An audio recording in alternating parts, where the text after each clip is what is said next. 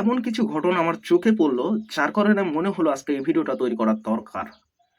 আর বিশেষ করে এই মুসলিমদের মুনাফিকি চরিত্রটা সবার মাঝে উন্মোচন করা দরকার। আজকে নির্বাচন হচ্ছে, আর নির্বাচনের সবার মুখে একটাই নাম, সেটা হলো সাদেক কায়ুম। আপনারা অনেকে হয়তো চিনতে পারছেন, তিনি হলো ডাকসুর নির্বাচনে অংশগ্রহণ করেছেন এবং শিবিরের পদপ্রার্থী হয়ে হয়ে আর কি, এক কথা ইসলামের প্রার্থী হয়ে তিনি নির্বাচনে দাঁড়িয়েছেন।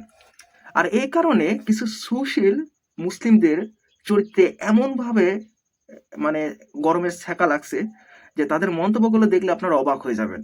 তারা কমেন্ট করতেছে যে আহ, জামাত শিবিরকে ক্ষমতায় আসতে দেওয়া যাবে না, তারা হলো পাকিস্তানের দালাল, ওইটার দালাল, ওইটার দালাল।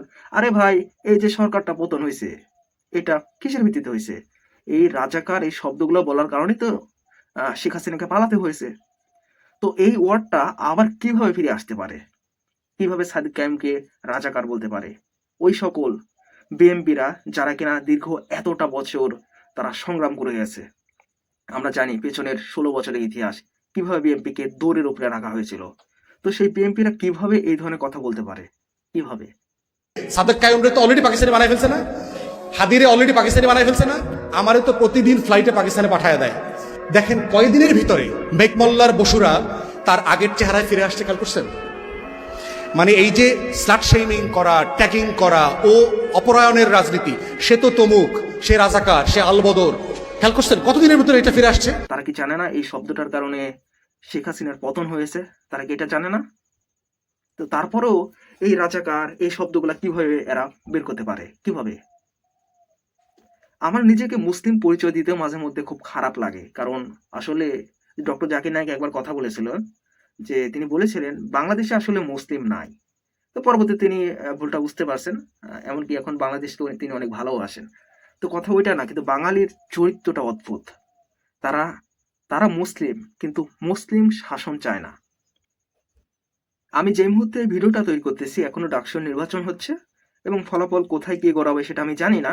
বাট এই যে শুধুমাত্র ইসলাম নিয়ে একজন দাঁড়ানোর কারণে তাকে যে এইভাবে রাজাকার উপাধি দেওয়া হচ্ছে, এটা কতটুকু যৌক্তিক? আপনারা এটা কমেন্ট বক্সে জানিয়ে যাবেন। আর ওই যে বলা হচ্ছে, মানে ওইভাবে তো বলতেছে না, বলতেছে যে এটা হচ্ছিল রাজাকার, পাকিস্তানের দালাল, ওইটার দালাল। তো এগুলো দ্বারা কি বোঝাচ্ছে? ওই তো হাসিনার মতনই, তিনিও তো বলেছিলেন যে এরা হচ্ছিল পাকিস্তানের বংশগত মানে রাজাকার আর কি, এটাই তো বলেছিলেন। তো হাসিনা আর এদের মধ্যে তো আমি কোনো পার্থক্য দেখতে পাচ্ছি না।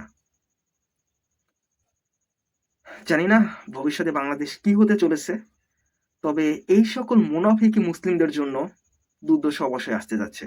শুধুমাত্র তাদের জন্য না, আমাদের জন্য।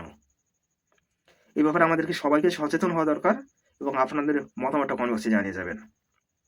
একজন মুসলিম হয়ে মুসলিম দলকে সাপোর্ট করবে না, শুধু সাপোর্ট করা না, মানে তার বিরুদ্ধে কতটা নোংরা পরিকল্পনা করা যায় তাও করতে দ্বিধাবোধ করে না এই সকল অমানুষের বাচ্চারা।